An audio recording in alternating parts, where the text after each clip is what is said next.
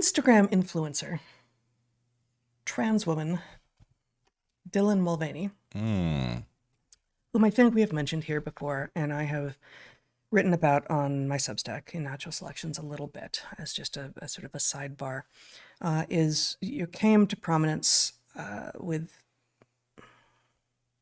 his 365, or Girls of Dayhood, I think is what it was called. No, really not. Days of Girlhood, I think is what the sort of project was called. The movie will be called Girls of Dayhood, which is a pretty good. I don't know what it means, but I really feel like I should just give up now. It's not going to be a clear day. It's not going to be an easy day, and that's on me. Has had the amazingly acronymed FFS, facial feminization surgery, and says that he's on cross-sex hormones, although some have suggested that, why is there no shape change in his body, and why is there still 5 o'clock shadow and all of this stuff.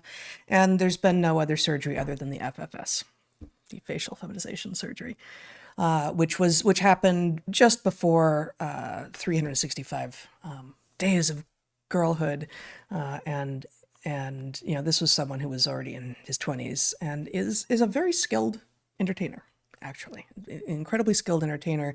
And if you go back to before he began his Days of Girlhood thing, you have him trying out being a safari tour leader on Instagram, and he looks fabulous, and I don't know that he knows anything about animals at all, but he's a singer and a dancer, although to that point, the reason that we're talking about him right now would suggest that he's never done anything athletic in his life, but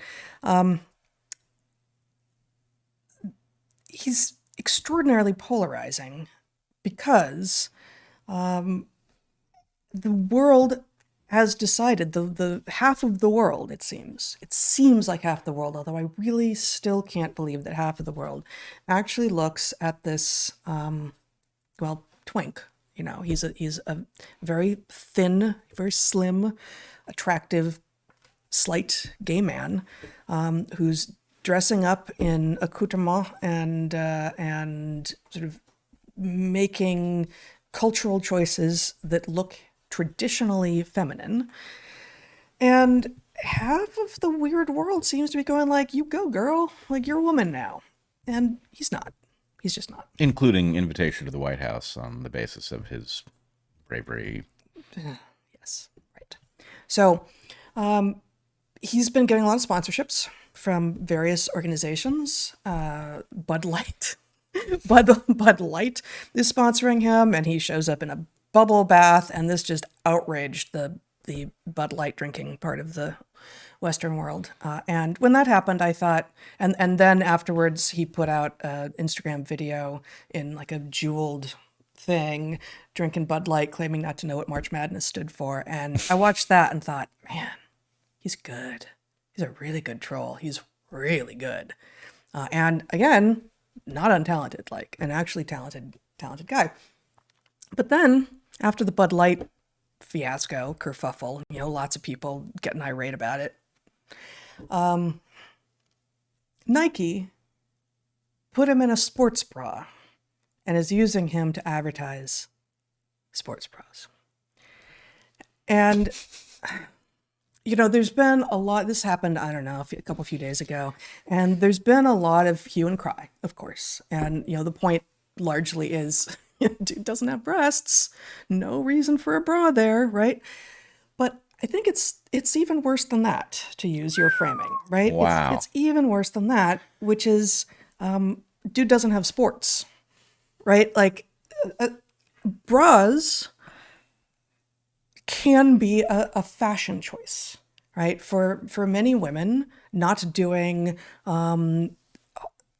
hard or heavy or bouncy work, especially if they're small-breasted, a bra may be a choice that is culturally expected, that makes them feel better about how they look, but it can be primarily about fashion. especially if you're small-breasted, especially if you're not engaging in a lot of athletic activity. But a sports bra is specifically something that was created to help women not damage their breast tissue when they are, for instance, running. And so I did. I just did a Google Scholar search on the term sports bras biomechanical analysis. And so if you're not aware of Google Scholar is, it's not as good as some of the search engines, the academic indexing search engines that are behind paywalls that you usually have to be an academic to find, but it's quite good. And here, actually, you can just show my screen.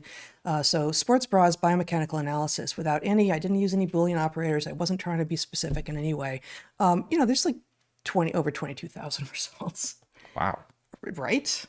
Right. That's so, and I don't know, I didn't go down into, 5,000, 10,000. I don't know what happens down there. Right. But there is a lot of people writing about what is it that sports bras should be doing, could be doing, are doing, how could they be better? What actually is the support that's needed? And even if you divide those results by those that refer to the left side and those that refer to the right side, it's still a huge number of studies it's still analyses or whatever they are. Exactly. So here's just one. Okay. And I went into a few of them, and here's just one. This is published in the journal Ergonomics in 2021. It's got 4 authors. It's called How the Characteristics of Sports Bras Affect Their Performance.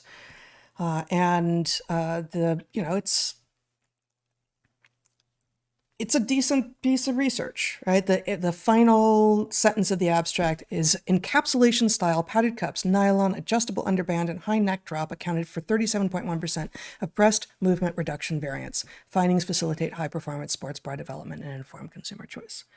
Okay, so, we have people in this case who understand that sports bras are an item that shows up to solve a particular problem. Can I have my screen back here for a second?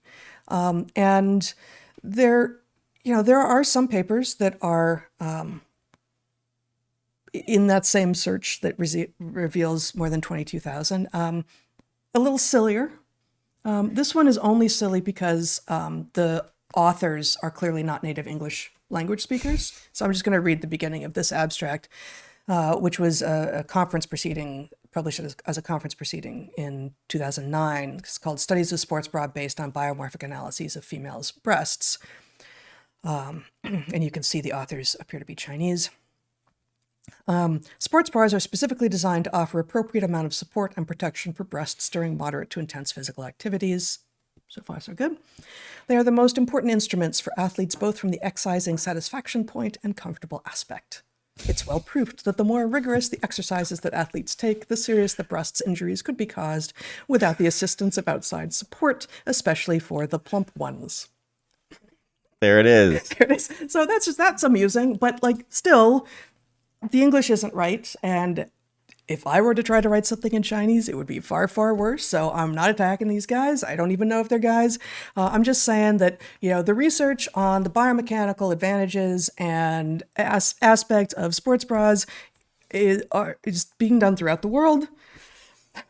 All right. Especially the plump ones. Especially the plump ones. Especially sure. the plump ones. A couple points. Mm-hmm. One, that abstract will stand as a kind of time capsule. What,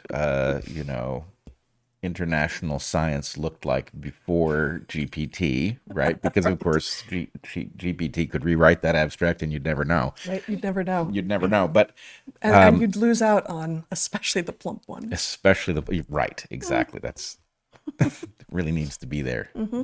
Drives the point home. It does. But the other thing is, look, sports bras are actually kind of an interesting category because in some ways, bras.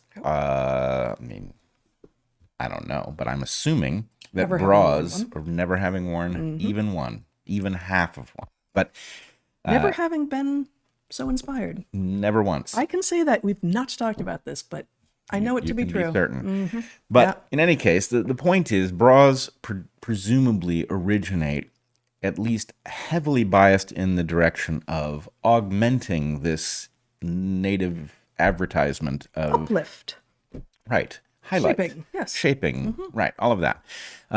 And it is the liberation of women that causes the need for a bra that is optimized around something else, which is the capacity of women to do vigorous things in which bouncing breasts are not a good thing, right? So anyway, the whole idea that these things are the opposite of an ornament. These are something that you do to take something, an ornament that natural selection has stuck women with and in some ways hobbled them, right? And to... I don't see you tracking a big tail around, do I? No, exactly. Right. No, I've always wondered if nice rack was a reference to antlers. I don't know. I think it must be. It's very clever if so, but it does have that analogy. In any case, there's something interesting about the idea that sports bras are themselves about de-ornamentation and increasing capacity, and yet here we find ourselves in a place where through some... I think new level of incoherence. We have a person who doesn't need this thing because he wasn't stuck with this ornament, who is now becoming an iconic. Okay, but we'll get back there. Okay. Actually, to exactly the point that you just made, though, I have a section here from Runner's World. Okay. From an article published in 2017, which you can show my screen here, a brief history of the sports bra. So this is not a piece of science. This is just a review. Again, published in 2017, 40 years ago, an ordinary runner invented what she couldn't find in stores. What happened since then is a story of women supporting women. And just scroll down and find this one paragraph here, almost without exception. Again, written in Runner's World in 2017. Almost without exception, the women of the first running boom were small-breasted because they had to be. Even the famous runner's high couldn't anesthetize the pain of swirling D-cups. And although jog bras opened the door to a whole wave of would-be runners, the stretchy pullovers didn't deliver enough support for bigger sizes. So this is exactly the point you were just making. And there's for instance, there's a company, Title IX. Of course, Title IX has now become the original 1970s legislation has now become weaponized. Yes, the Trojan horse through which all kinds of nonsense. But originally, I still believe that it did something very honorable and important for female athletes, especially girls being able to have access to competitive sports. And in that vein, the company Title IX, which makes basically athletic wear for women, has a remarkable diversity of and detail about the different kinds of sports bras for not just what size you are, what level of fitness you are in, what size your breasts are, but also what is the activity you're going to be engaging in. Because if you're, it always has great pictures of women doing awesome things, surfing and bicycling and, being outside doing sports. And the fact is that if you're jogging and you have large breasts, you need different kind of support than if you are surfing or bicycling, right? So all of that said, and I'm not actually going to go ahead and show Dylan Mulvaney doing his little sports bra dance for Nike, but it's ridiculous. Like he looks ridiculous, and it's not athletic. And yes, everyone has already said, like everyone who's commented on this basically is like, oh, doesn't have breasts, why does he need it? But my point here is this additional one, which is you're not engaging in anything athletic in any way, and you are acting a caricature. You are acting the part of a caricature of a woman who thinks it would be cool to be sporty, but doesn't actually know what that means. So this is, and I have increasingly been using this word, and I didn't used to see it very many places, but this is misogyny. This is a belittling and a caricature of what a woman is.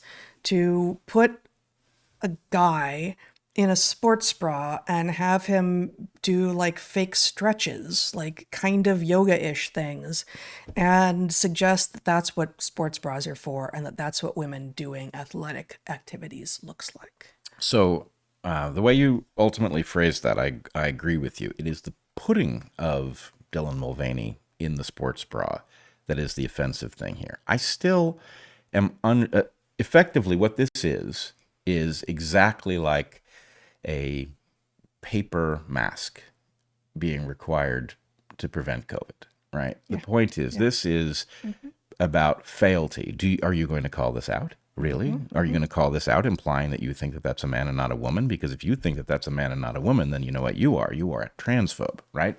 So there is that, and this corporation wishes to avail itself of that little tool because at this moment it sees that tool as advancing its cause, presumably its fiduciary responsibility to its shareholders.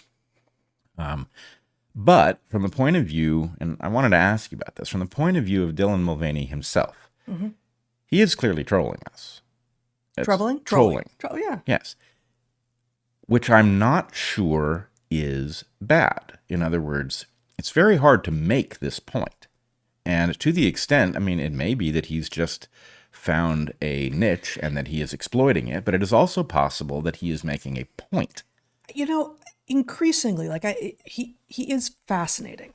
And I started paying attention, I don't know, 120 days ago of his girlhood.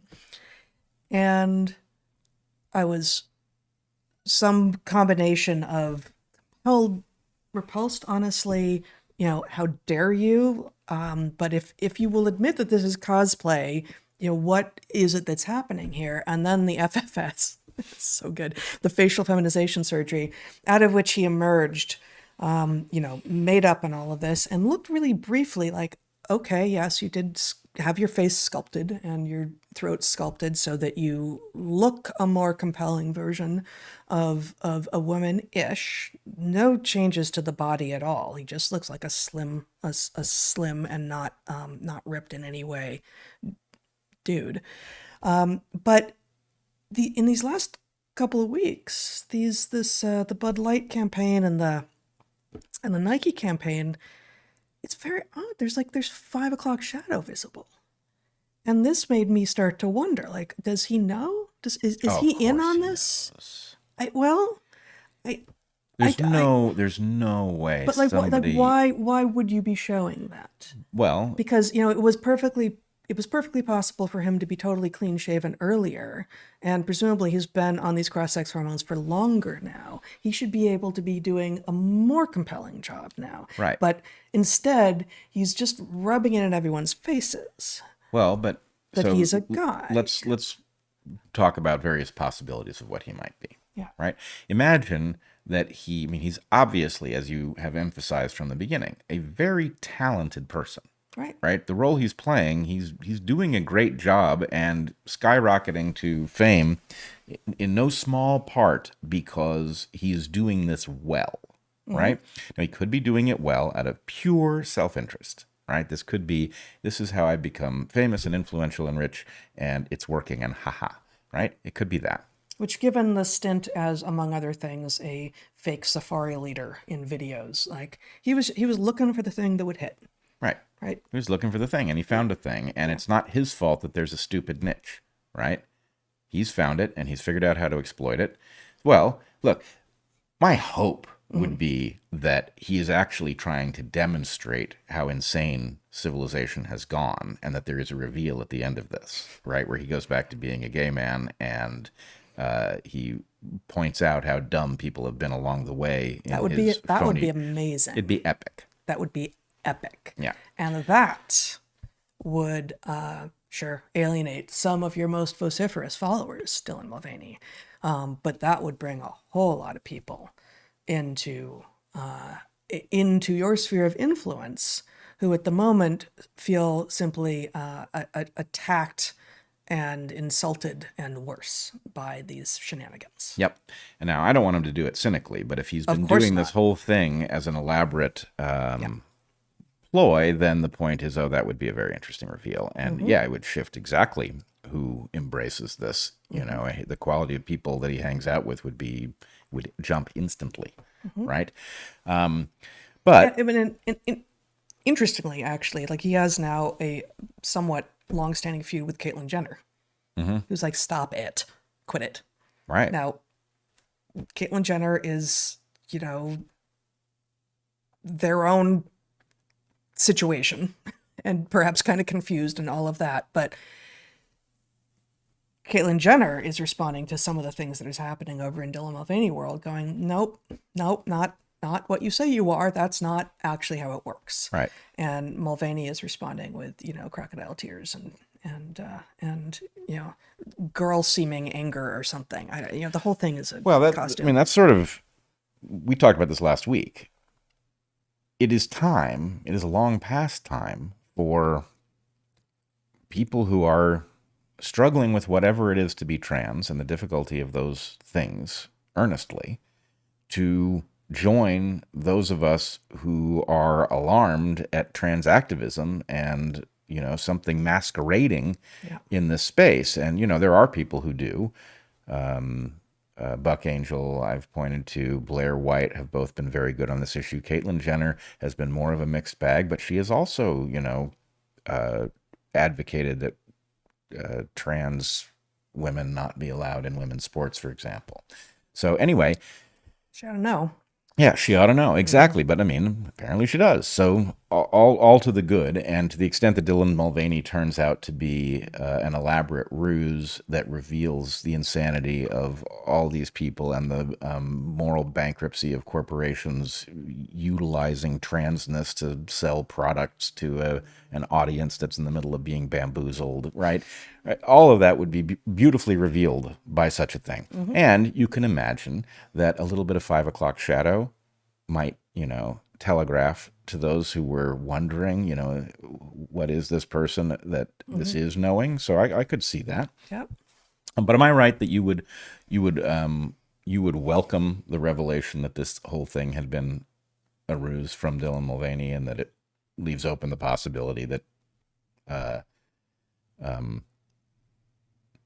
this was well-intentioned, that it took advantage of? I think so. Yeah. I mean, I have to think about all the caveats there, but I think he's done a lot of damage. He was, for the most part, exploiting an empty niche. Yeah. And, had been someone looking for niches. Had been someone with talent looking for niches, tried one, tried the next, found one, it hit, he's there. I do not like the analysis that goes, well, I don't like that the niche exists, but given that it exists, I'd be stupid not to take it. I understand that. That can maybe be the case over in like tax law, right? Like, it's my obligation to use the legal loopholes that have been left open, even while I think they shouldn't have been left open. It's your obligation to play the game up to the limit of the law. But if I really think that it's wrong, I can also be working to change the law. But it's not hypocritical to take advantage of the law as it stands. It's in fact, it would be foolish to do anything else. This is different. This is different from that. This is different from that. Yeah, I agree. So yes, to the extent that there are two possible truths here, and there's probably a lot of gray area, but to the extent that there are two possible truths here, would I welcome that he has been trolling us the whole time, as opposed to he is what he appears to be or what he believes to be?